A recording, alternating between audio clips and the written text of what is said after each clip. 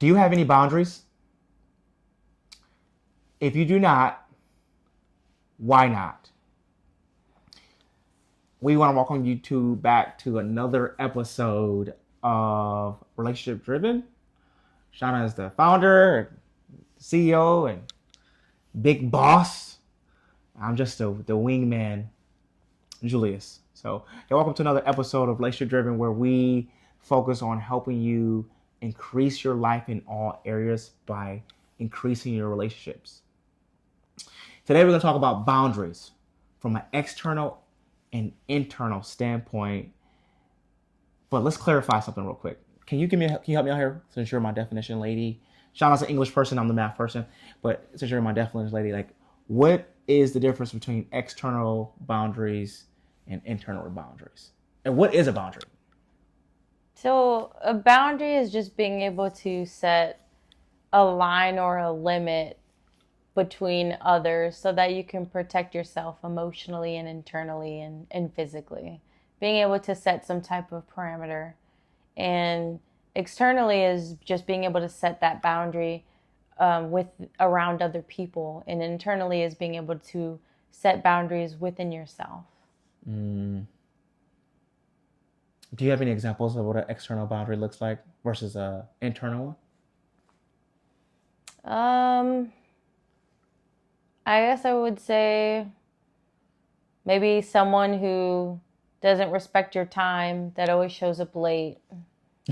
Setting a boundary of, I do expect you to be here at this time. It's been the third time of you being late.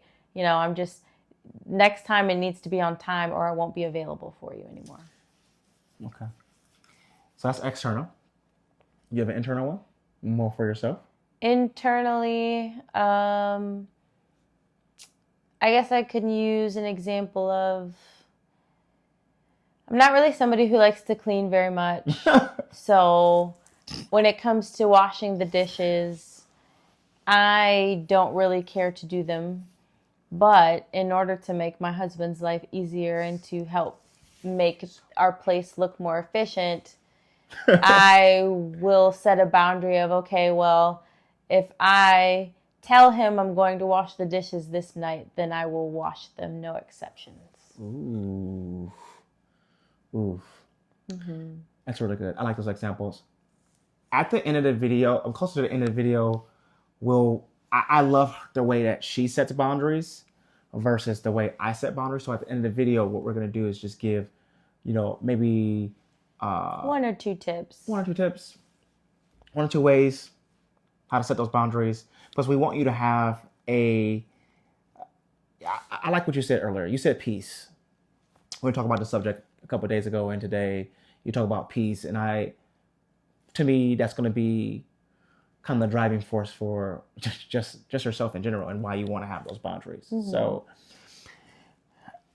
I'll give you the male example of why boundaries are so important,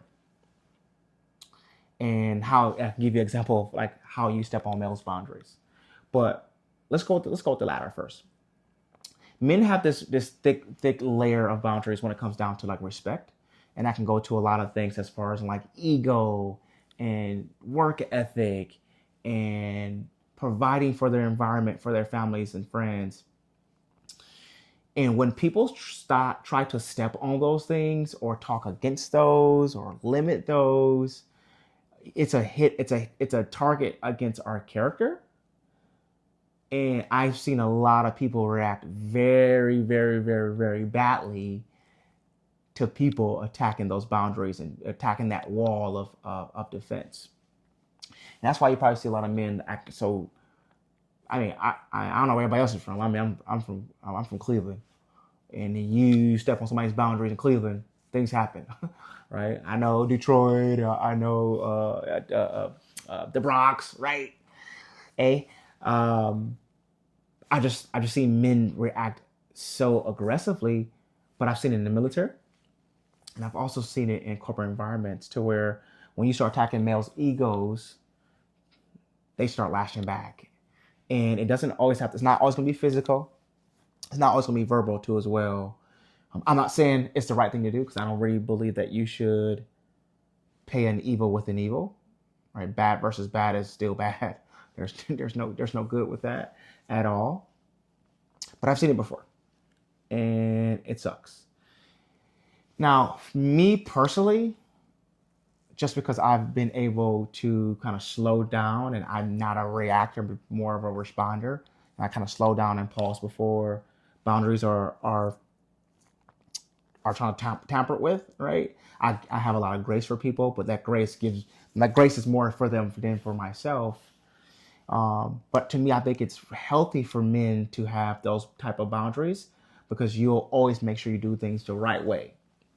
And the big military saying is like, hey, if you do it right the first time, then you won't have to do it over again. And I think that goes to not just all areas of your life, but also goes to setting those boundaries and setting them the first time. Fool me once. Tell me if you heard this one before. Fool me once. Shame on you. Fool me twice. Shame on me. Fool me the third time. It ain't gonna be no fool. Right? So I think setting those boundaries for men, because a lot of, you hear boundaries, you hear a lot in relationships, you hear it from the ladies, but you never hear it from the men too as well. You just never hear it. So I'm giving you permission as a male, as a man, as a boy, as a girl, as a whatever you identify with now these days, as to make sure you set boundaries for yourself. Because we want to operate, there's a lot of things that we already have to fight against already. And I personally believe boundaries shouldn't be one. It should be like a very healthy business. It should be automated already. It should be set there. The principle should be there. I just think it's good for you. So I personally would like to hear this from a lady's standpoint because I've watched you put in some good boundaries for yourself, and you're so nice about it. I don't know about nice, but that can be a whole nother topic. There's a difference between kind and nice, and that might be something else we can go into. You're kind to them. Well, I mean, you can kind of take this, I guess, with anybody. It doesn't necessarily have to be just women, but at least from an internal standpoint, you just have to ask yourself, is it worth me going through certain things if I'm not going to set certain boundaries for myself? Like, is it worth me getting frustrated about certain things? Is it worth me losing my peace and clarity over if I don't set these things? And for me, it's just not worth it at the end of the day. And I truly believe, like, you just taking the time to be intentional to figure out what does that look like for myself? Am I willing to put myself through all that turmoil and stress by not setting boundaries for myself? I mean, it could be something as simple as, okay, can I sit down and ask myself a few questions? Like, do I like when someone responds a certain way based on my actions about something? Like, if I go to sleep and it's late at night and I'm turning off the lights and I go to lay down in bed, does my husband appreciate me asking him for something when he's already laid down in the bed about to close his eyes and go to sleep? No, I don't think he'd appreciate that at all because I've done it to him multiple times. But just realizing, okay, maybe I shouldn't ask him, can he go get me my phone charger when he's already in bed, and shut his eyes and put his eye mask on to go to bed. That's a simple one. Maybe I should get up and go do that. Yeah, I mean, he does wear an eye mask. If you, okay, I won't say which one, but they're really nice. But yeah, I mean, it's something as simple as that. Or when me and, Julius have a disagreement or an argument, we have a disagreement on something. What's our boundary with that one? What is the boundary? You know this. Well, I was going to say when we have a disagreement about something, or if one of us is mad, a boundary that we've set for a long time is, all right, well, you only get a certain period of time to be mad about something.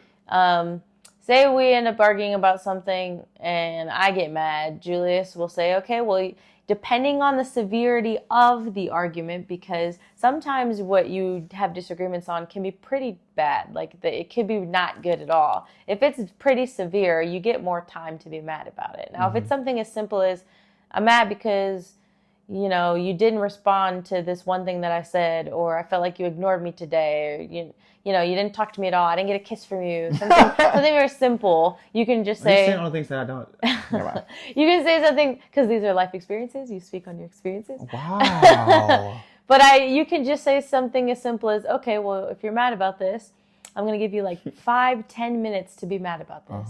And he would time me. And vice versa. If he's mad about something, say it's something a bit more severe. Won't go into detail, but if it's something to you, it's pretty severe. You can be like, okay, well, you get an hour to be upset or mad about this, and I will let you sit there and pout or grieve, or however you want to do that.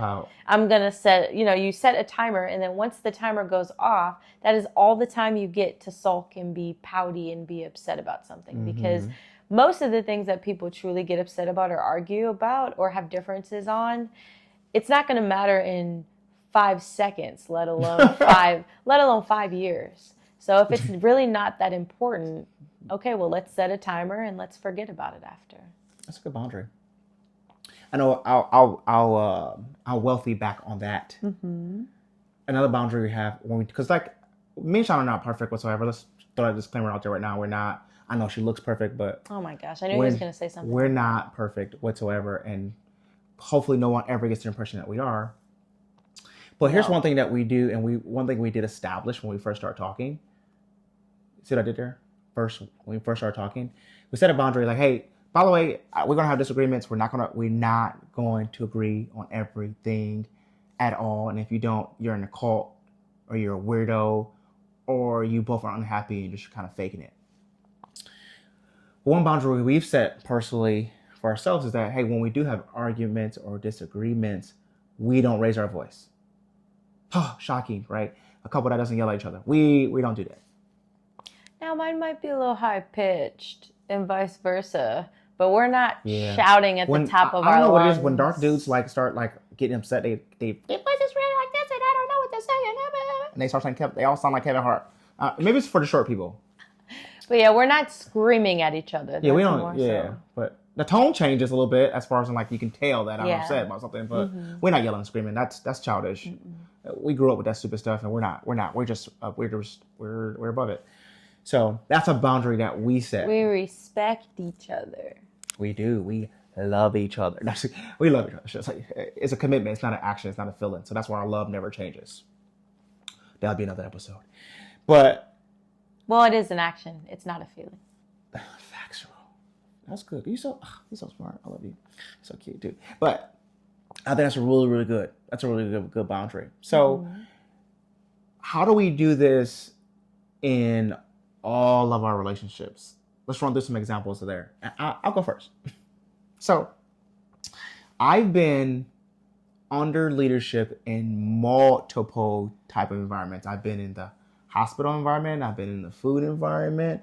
I've been in the military environment. I've been in the fitness environment, corporate environment, the entrepreneurial environment. And I personally know how I like to be led. I'm pretty driven, pretty ambitious. I know how to think for myself. I know how to communicate with people. I'm not bragging on myself. These are things I've just been working on for years, so I can have a self-image about those things. But I personally know how I need to be led, and I also know what I hate and what I grew up with, and I personally want to avoid those things. I just don't learn from people talking to me or addressing me certain types of ways. So a boundary that I set for myself is that, hey, if a leader needs to correct me, they will do it with tact or people skills. Like, you don't have to yell at me. You don't have to send me a stupid email. You don't have to be passive aggressive. You can pull me aside and say, hey, I personally don't like this, or I think this could have went better, or I think you could work a little better on this area, or try a little harder on this thing, or do this thing. But you don't have to come and yell at me. You don't have to, point fingers. You don't have to come tell somebody else to tell me something else. Like, we can be men and women about it and just say, hey, how can we get better at this? I don't need to be yelled at. Like I personally always know I'm really hard on myself. It's a flaw. I'm working on it to the day. I personally know I don't need to be yelled at, screamed at, or body slammed to correct something. Like I'm not anybody's kid at all. That's a personal boundary for me. I don't like to be yelled at. I know hate is a very, very strong word, but I hate it. But you see how that boundary relates to the relationship that I have with my wife and with my friends. Like you don't gotta call me on my name. You don't gotta act the fool. I just personally don't like that. Right? And it could come from school. It could come from like a little bit of trauma from school or parenthood and stuff like that. Yeah, I mean, I don't like it. That's an example for me. You have any examples of any type of what's those things called again? Boundaries? I feel like I already explained a few, but Give me one more. I need something from you because you got all the good nuggets up there, and she be holding out. I don't think so. Another boundary, I think. I mean, I guess I can think about maybe like a friendship boundary. Like if you have a really good friend of yours, or maybe just somebody that you just value their friendship and your relationship with them, and on multiple occasions when you spend time together, they're just very negative. Like they talk about negative stuff, they gossip, they say all the things that you're just at a point where you don't want to hear them. You don't really want to engage in the conversation. You don't want to comment.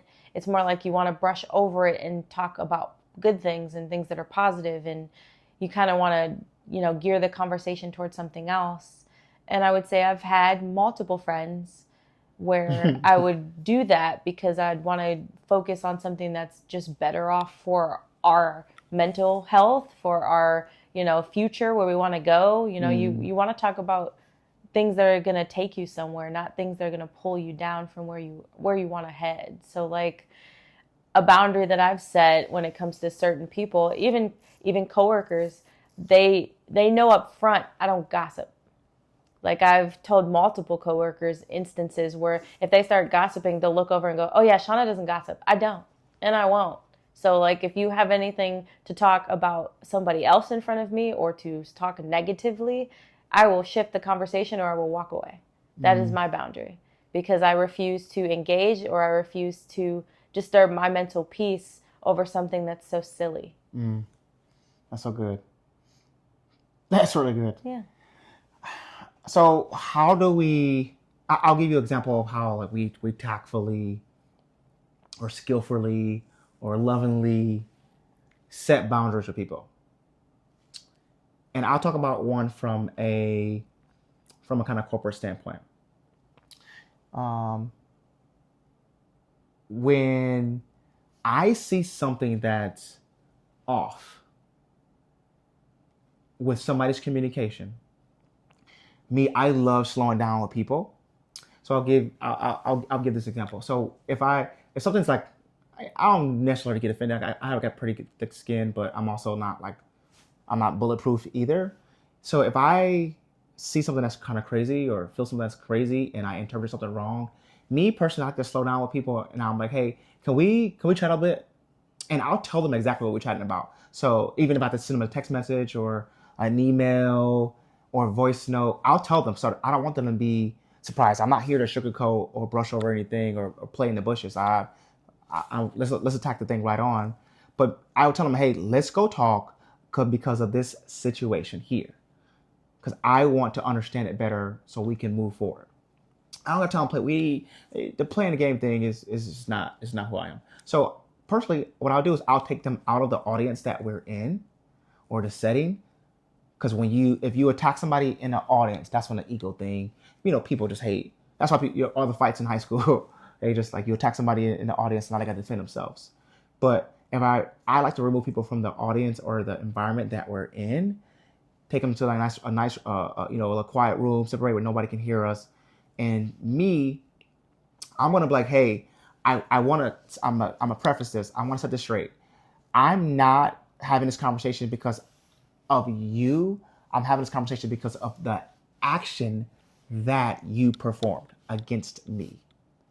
I know against is a very strong word, but I like to separate who they are and what they did to protect their ego. Because I don't got time to fight people's ego. I want to attack the situation that you created because you don't know how to communicate yet with specifically me. Because the way you communicate with everybody else ain't going to work with me That's a good one. at all. So, boom, that's step one. So we separated the person and the issue. Now, I'm going to ask, hey, can you re-say what you said to me? Because I want to understand what you mean by that. Like, what's disturbing you? Why did you even attack the situation? Like, what made you bring this up? Or did I do something? I don't like to use the word wrong. That's just incorrect. That I did not do it effective enough. Like, did you feel like it was not mutual between me and you? So now I separated what's going on. I'm attacking the. I want your perspective. Break this down to me. Help me understand. Now we gain clarification. So, okay, boom, I got clarification on what is the issue here. Now, let's squash this. Okay, perfect, got it. Hey, I actually understand that. Now, I'm not going to say I fully agree with everything. Maybe you didn't understand my intention or my purpose on why I went about this way, because I thought it was going to be a lot more effective just because we dealt with this client here. But, hey, how can we work together to make sure that you don't misunderstand my action towards something else? Because usually the things that I personally like doing, usually I don't necessarily do things because I want to be selfish or facetious or hurt anybody. That's just who I am, right? I'm not perfect. Sometimes I can rub people the wrong way just because I might do it on purpose, just to see where you're at. But I want to figure out how can we work together so you won't have this issue with this said thing that I've done. Because what I also do on the backside is I'll separate myself from what you're attacking. It's a little thought there, right? Separate yourself from this result or this bad email or this bad business deal or this bad communication. Like, separate yourself so you can stop attacking yourself and destroying your self-image. That's another conversation for another day. But now I brought you out of that audience. I'm safeguarding you. I'm separating you from what you've done. And now give me some perspective on that piece. And now we can sit here and clarify how can we attack this to be more effective. And I'll tell them this because I personally want to have a great relationship and I want us to both win and create success and create opportunities. That's just who I am as a person. That was good. It was very thorough. Very melancholy of you. Thank you. I'm a detailed person. But you can do that in your relationships too. So what are we going to leave the people with? What are we leaving them with? Some tips? Yeah, that means your turn. I just gave him a good tip. I just gave him a real good tip. It's very melancholy. Shauna's like, just been right. That helps all the people who are very detail oriented, that like step by step. That was very much so for you, and that's a great thing. But for the people who are not that, this will be for you. A tip that I would leave when it comes to just setting boundaries, like just being able to take a moment to pause before saying yes to things. Oh my gosh. Because you know that it's so easy to say yes to a lot of things. Sometimes people struggle with saying no. And you do realize that you're able to say no in situations.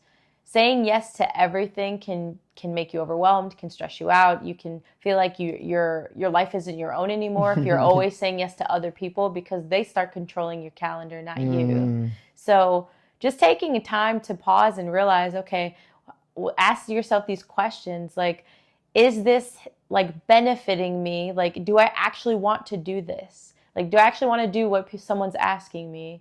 Is it going to disturb my mental energy and time? And also, is this going to like actually be of benefit? Like, does this actually make sense for me to do in this moment? And if a lot of those things are no, then say no. You don't have to say yes to everything. It's just taking a moment to realize, okay, I can say no to certain things if I don't want to, if it's going to disturb my emotional, mental peace. And then at the same time, you're allowed to be okay with that. Like, saying no or feeling like you have to say yes to everything, it doesn't, Like saying yes to everything doesn't make you perfect and doesn't make you a better person. And saying no to certain things doesn't make you the villain. So just realizing from that standpoint, okay, I can pause and take a moment to think about these things before I just go ahead and hastily make that decision. That reminds me of Batman and Superman. Okay. Superman is always saying yes. Mm-hmm. Always saying yes. And Batman knows to say no. That's why he's always willing to be the villain. Mm-hmm. But he's doing it for the greater good. That's a good one. That's why. That's a good example. My opinion. Fight me and leave nasty comments all you want. He loves Batman. I'm a Batman guy. Yeah. Facts. He sold more comics too. Prove it. I like that. That's really good. I love that. So, hey, in wrapping thoughts, while we have boundaries, is because we want to protect our peace and be more effective. Yep. We also want to have great relationships, right? Entrepreneurship, business ownership, creating ideas, spouse finding. Right? I know y'all out there swiping left. All right. Oh my gosh. And the more that you realize too, when you do set these boundaries, communicating that with the people around you and being consistent with that. Like if you uphold those boundaries, people will learn to respect them. And they'll start creating boundaries for you. Yes. No, he's not gonna do that. He needs he's not gonna do that. Right. It's like when you are consistent with anything, but if you uphold those, people will learn to respect them. But if you're not upholding them, people won't. They'll continue to step over those boundaries. So it's just remembering to do that too. Also, definitely, please leave a comment below. Anything you want us to discuss topic-wise, we are more than happy to do that. People are sending us stuff all the time, and I'm loving it. We had a comment last time. If anyone comments this time, we will add it to the list of things that we'll discuss. Go ahead and like and subscribe at the bottom. And yeah, I believe this is wrapping it up for us, but just learning to develop healthy boundaries no matter what. No matter what, set those boundaries. Peace out.